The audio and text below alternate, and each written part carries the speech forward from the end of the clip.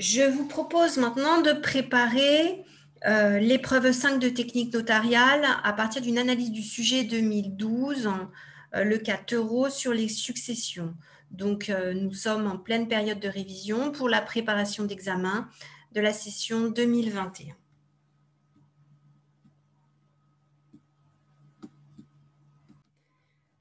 Lorsque vous avez un sujet d'examen, il faut d'abord commencer par une lecture active de ce sujet. Donc, vous êtes le collaborateur de Maître Daumont, notaire de la SCP Olivier Daumont, Marguerite Richard. L'étude est située à Paris, 75016, au 34 avenue du Maréchal Foch. Maître Daumont vous confie la gestion de ce dossier. Donc là, comme dans la plupart des sujets d'examen, vous êtes mis en situation professionnelle, soit comme collaborateur de notaire, soit comme stagiaire. Et là, ce que va chercher à évaluer donc le correcteur, c'est vos compétences techniques. On attend donc des compétences professionnelles, mais attention pour ceux surtout qui ont beaucoup de pratique, ceux d'entre vous qui ont beaucoup de pratique, à ne pas utiliser votre nom personnel dans la réponse aux questions, puisque votre copie doit être anonyme. Donc, nous allons pouvoir continuer l'analyse de ce sujet. Madame Claire Deloye est brusquement décédée à son domicile. Donc, on voit déjà que c'est un sujet sur les successions. Donc, il va falloir repérer qui est le défunt, s'il y a un conjoint survivant et qui sont les héritiers et s'il y a des héritiers réservataires. Donc, on y va. Madame Claire Deloye est brusquement décédée à son domicile. C'est donc la défunte. Le 12 janvier 2011, donc on va la mettre à jour le sujet de 2012 et on va dire qu'on est le 12 janvier 2021. Elle laisse donc un conjoint survivant, Louis Theroux, et deux enfants majeurs, Amélie et Augustin, enfants du couple. Ensuite, Maître Daumont vous demande de traiter le dossier de succession de Madame Theroux, sachant que Monsieur Louis Theroux a opté pour l'usufruit de la totalité de la succession. Donc, vous voyez ici, dans la marge, j'ai mis un certain nombre d'éléments que vous voyez arriver à l'écran. C'est ce que vous devez faire sur votre copie d'examen. Les 5 premières minutes, vous prenez le dossier 1, vous lisez, vous annotez dans la marge toutes les informations qui vous viennent, tous les commentaires qui vous viennent, soit dans la marge, soit sur votre brouillon. Et parce que la mémoire est faite ainsi, après, vous risquez d'oublier un certain nombre d'éléments. Donc là, on voit que Louis Theroux, c'est le conjoint survivant et qu'il y a deux enfants majeurs. Donc, dans cette configuration, je vous rappelle quelles sont les règles et c'est ce qu'il faut remettre sur votre copie d'examen. On ne sait jamais, vous pouvez oublier. Donc, le conjoint survivant, je vous rappelle, Louis Theroux pourra opter soit pour un quart en pleine propriété et les enfants se partageront à part égale les 3/4 restants, ou soit pour la totalité en usufruit et les enfants se partageront la nue propriété à parts égales. Et là, visiblement, c'est l'option qu'a faite le conjoint survivant. Il a opté pour l'usufruit de la totalité de la succession. On va reprendre le sujet et continuer à analyser. Vous avez recueilli les informations suivantes. Les époux Theroux se sont mariés le 2 mai 1980 sans contrat préalable à leur union. Alors là, on voit une mention importante, c'est leur date de mariage et leur régime matrimonial. Donc, ils sont mariés sans contrat de mariage préalable à leur union le 2 mai 1980. Et là, vous allez vous dire, mais vous notez, ah ben tiens, sans contrat préalable à leur union, ça veut dire qu'ils sont mariés sous le régime de la communauté de biens réduite aux acquets. Et vous vous rappelez que dans ce régime, on a donc 3 types de biens, les biens propres à monsieur, les biens propres à madame et les biens communs. Donc, ce que vous allez faire par expérience par rapport au sujet, c'est que les biens propres à monsieur qu'on va décrire dans la suite du sujet, vous allez les mettre dans une certaine couleur. Moi, j'ai choisi ici du rose. Les biens propres à madame, Donc, la seconde masse de biens, on va choisir de les mettre en vert. Et les biens communs, donc les biens acquis après le mariage, donc après le 2 mai 81, en jaune. Et on va reprendre la lecture du sujet et au fur et à mesure, on va analyser ce sujet. Madame Theroux, victime d'un accident de la route, touchait une pension d'invalidité. Compte tenu du lourd handicap dont elle souffrait, elle n'était plus en mesure de travailler. Donc cette pension, elle va rentrer dans les biens communs, mais là, on n'a pas de montant. Le couple possédait un conjoint au crédit mutuel d'un seul créditeur de 2 564 €. On sait déjà que les comptes qui soient joints ou en nom propre, au nom de monsieur ou de madame, entrent dans la communauté puisqu'ils recueillent les revenus de la communauté. Donc ici, bien commun en jaune. Un véhicule automobile d'une valeur de 2 600 €, là encore, c'est un acquis de la communauté, donc ça fait partie de la communauté pour 2 600 €.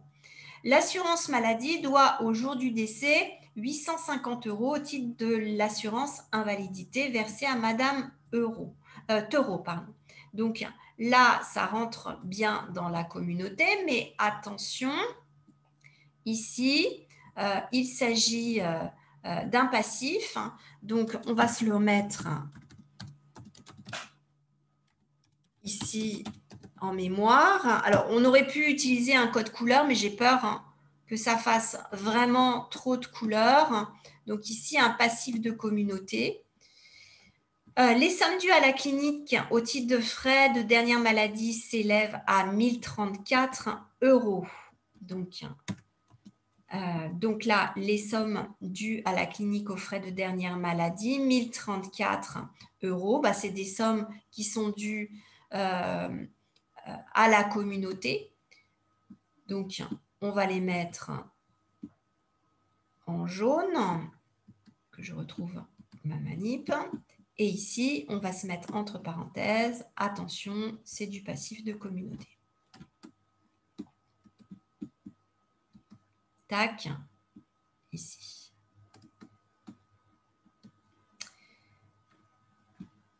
Ensuite, les frais funéraires s'élèvent à 1500 €. Alors là, on est toujours au passif. On est au passif, mais là, on est sur de la succession.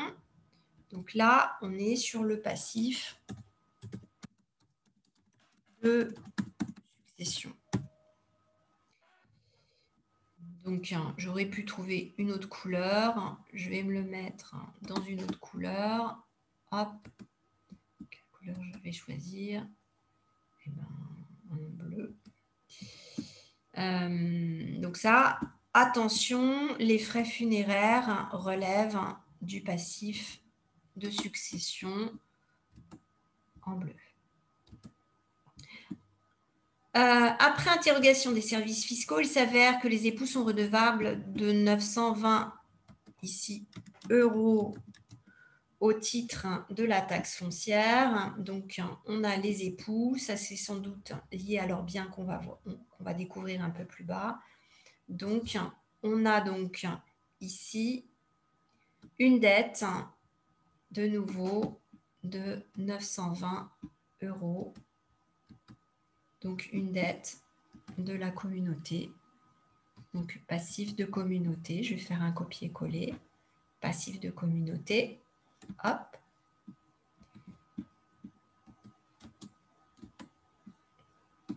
Et on continue. Les époux avaient acquis en 1984 une maison de ville pour la somme de 40 000 €. Elle vaut aujourd'hui 235 000 € et constitue le domicile du couple. Donc là, on a bien un actif du communauté acquis en 84 après le mariage. Donc, on est dans la communauté. Madame Theroux possédait un compte en banque à la Banque Populaire. Le solde à son décès s'élève à 1 280 €. Et là, on est bien dans un actif de communauté puisque les revenus déposés sur les comptes, même les comptes nominatifs, constituent des biens communs. L'interrogation du fichier central des dernières volontés n'a révélé aucune inscription. Donc ici, on n'a donc aucun testament, aucune donation entre époux. Je vais le rajouter ici. Donc, aucun testament. Aucun testament. Aucune donation entre époux. Donc, qu'est-ce que ça veut dire? Ça veut dire qu'on va rester sur l'organisation qu'on a vue tout à l'heure. Un couple, un conjoint survivant, 2 enfants et pas d'avantage. Pas de tiers, pas de legs et pas un époux avantagé par une donation entre époux. On continue.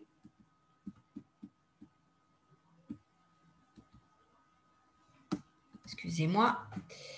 On vous demande dans la première question de rédiger la dévolution successorale de Madame Claire Theroux. Pour ce faire, vous trouverez les informations complémentaires en annexe 3. Donc, on va aller voir l'annexe 3 déjà. En annexe 1, en annexe 2, ici, en annexe 3, on a des informations sur Amélie, la fille, Augustin, Claire et Louis. Donc, ça va nous permettre de rédiger cette dévolution successorale. Donc, je vous rappelle rapidement, en vous faisant le partage, un nouveau partage d'écran, de la correction et de la dévolution successorale, que la dévolution successorale, ce n'est pas un acte, mais c'est un document qui permet de retracer toutes les recherches que vous avez faites sur cette succession. Donc, on y retrouve le défunt, on y retrouve les dispositions de dernière volonté, on y retrouve le conjoint survivant et on y retrouve les héritiers, ici les 2 enfants, ainsi que leur qualité héréditaire, d'accord, dans cette dévolution successorale. Et c'est ce qu'on attendait de vous à l'examen. Donc, le sujet et la correction de cette partie-là, bien sûr, vous est donné sur Perltrees à tous. On reprend l'analyse du sujet. Précisez quel document vous devez annexer à l'acte de notoriété. Donc là, on attendait une liste de documents, de pièces à annexer à l'acte de notoriété. Donc, une liste la plus organisée possible. Attention, il faut que votre liste, elle soit organisée. Ensuite, on termine. Dans le but d'établir la déclaration de succession, justifier la nature juridique des biens et présenter successivement les éléments de calcul, schéma liquidatif, concernant la liquidation de la communauté, puis ceux de la succession. Donc là, cette question, elle est en plusieurs temps. D'abord, on vous donne l'objectif. On veut établir la déclaration de succession. Donc, on est sur le volet fiscal de la succession, donc sur l'imprimé CERFA qu'on doit remplir. Et on vous demande pour ça de justifier la nature juridique des biens. Ça va être la première partie de votre question. Et regardez bien, et on vous demande dans un deuxième temps de présenter des éléments de calcul, schéma liquidatif, concernant la liquidation de la communauté, puis ceux de la succession. Donc, comment vous faites pour répondre à ce genre de questions? Je vais vous partager rapidement la correction, et là encore, elle vous sera partagée. Donc, on vous demande d'abord de justifier ici la nature des biens. Donc, vous allez vous mettre un petit titre, justification de la nature des biens, et vous allez prendre chacun des biens qu'on a mis en couleur et justifier. Alors, soit en ligne, soit sous une forme de tableau, à vous de trouver quelque chose qui soit la plus claire possible pour justifier la nature de chaque bien. Donc, les biens et leur nature. Donc, ce qui serait idéal, c'est de dire à chaque fois, quand vous justifiez la nature, c'est le conjoint crédit mutuel, c'est un bien commun. Pourquoi? Parce que le couple est marié sous le régime de la communauté légale et qu'il y a une présomption de communauté.